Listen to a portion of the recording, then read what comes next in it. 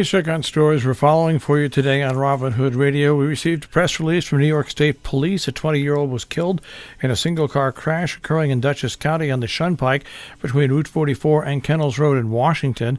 The initial investigation revealed that James M. Ruiz, 28, of Amenia, was the operator of the car. Passenger Jeremy L. Annis, also of Amenia, was pronounced dead at the scene by the Dutchess County Medical Examiner's Office. This happened on Wednesday night. Ruiz was airlifted to Westchester Medical Center by LifeNet Air 2 in critical condition. An investigation is continuing. The Amenia Fire Department, Millbrook Fire Department, Northern Dutchess Paramedics, and Troop K Collision Reconstruction Unit all responded to the scene.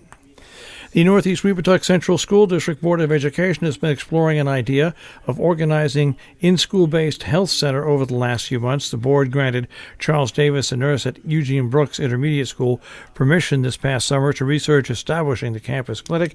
That's in this week's Millerton News. After organizing multiple rallies, blockades, and other actions over the past year, area residents protesting the construction of the natural gas power plant Cricket Valley Energy Center have filed a preliminary injunction against further operation until more study on the plan's impact can be conducted. By mid-December, the plan was set to serve a preliminary injunction to stop CVEC from full operation until a supplemental environmental impact statement can be completed. On behalf of a family that lives near the power plant, attorneys Michael Sussman and Joshua Douglas filed that lawsuit against the New York State Department of Environmental Conservation, the DEC, and CVEC. Whitney Joseph reports in the town of Northeast, if all elections results aren't final immediately, sometimes absentee ballots candidates can be in a limbo of sorts. Well, in the town of Northeast in the November 5th election, it was called the following day by the Dutchess County Board of Elections, which cautioned they were announcing, quote, unofficial results, end quote. Well, a month later, after absentee ballots were all accounted for, some of those results changed. The biggest surprise following the release of the final results was that Democratic Northeast Councilman John Midwood, who was behind in the polls following Election Day, was now declared the winner against Republican challenger Rob Cooper. It was a very busy first meeting for the Region 1 Board of Education, and it appears they got a lot done. A Region 1 subcommittee to handle attorney questions has been formed to develop questions for the 5 attorney firms who responded to a request for proposals to serve as legal representatives for the Region 1 Board of Education. During the meeting, Patricia McCare, John Sanders, and Stacy Weiner agreed to serve with Region 1 Superintendent Pam Vogel and Business Manager Sam Herrick. Shipman and Goodwin have long been the board's attorneys, and members say it's good policy to seek proposals every few years. Vogel suggested the pool be reduced to 3, but McCare said she thought all 5 should be heard.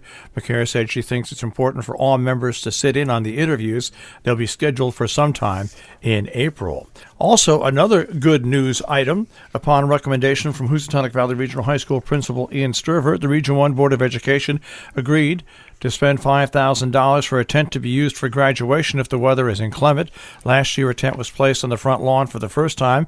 It was paid for with unspent funds from the graduating class. Sturver said the school wants to continue using the lawn for the ceremony because of its scenic beauty, but wants to have an auxiliary plan in case it rains. If it appears days in advance the weather will be sunny, the school will not need the tent and pay only a deposit fee.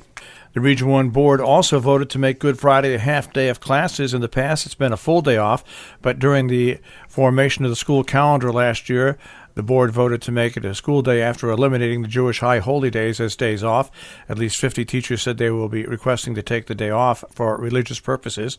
Region 1 Superintendent Pam Vogel said the region would have trouble covering classes with so many being out. She thinks not as many will take the day off. It's a half day. And the Board of Education made the following committee appointments at its Monday meeting. The Budget Committee, Stacy Weiner, John Sanders, and Bob Whalen, who will continue in the committee, though he stepped down from the board. Communications Committee, Patricia McCare and Sanders. Personnel Committee, McCare and Brian Bartram. Policy Committee, Sanders and McCare. Data Benchmark Committee, Bartram. Agate Advisory Committee, Jen Duncan and Weiner.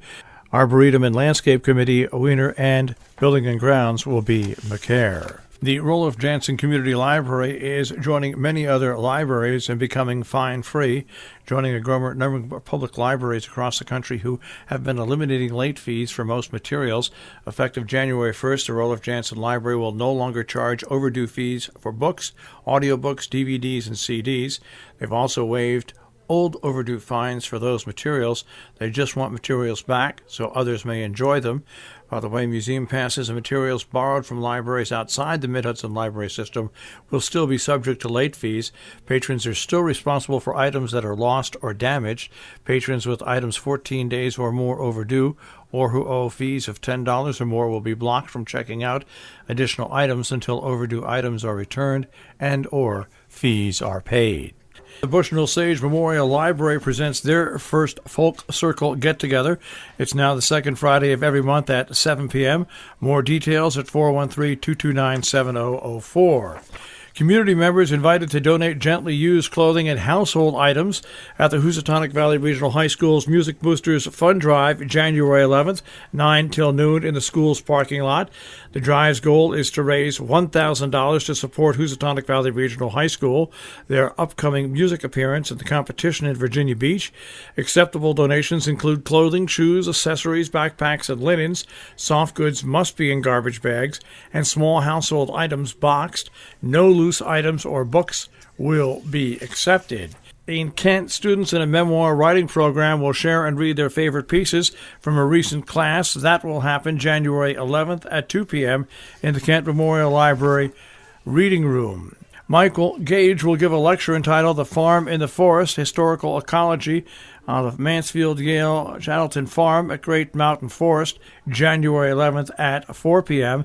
at the Center on Main 103 Main Street. The talk will focus on Yale University's forestry camp at the forest, which was built by Ted Childs in 1941 on the site of an old farm in Falls Village. A reception photography exhibit at the Cornwall Library will be held Saturday. Angels in the Architecture by Catherine Noren will open with a reception January 11th at 5 p.m. at the Cornwall Library. Look to the future. Alzheimer's Association Connecticut chapter is holding a talk where you can get educated and involved on Sunday, 1 till 2:30 at the Salisbury Town Grove in Lakeville, Connecticut. RSVP at 860-828-2828. Light refreshments will be served. Our business brief is underwritten by Morgan's at the Interlaken, interlakenin.com, and by Salisbury Bank, salisburybank.com. The Dow Jones Industrial Average was up 212.08 to 28,957.17. The Nasdaq starts off today at 9203.43, and the S&P 500 at 3274.70. We'll take a look at the tri-state forecast. That'll come your way in just a few moments.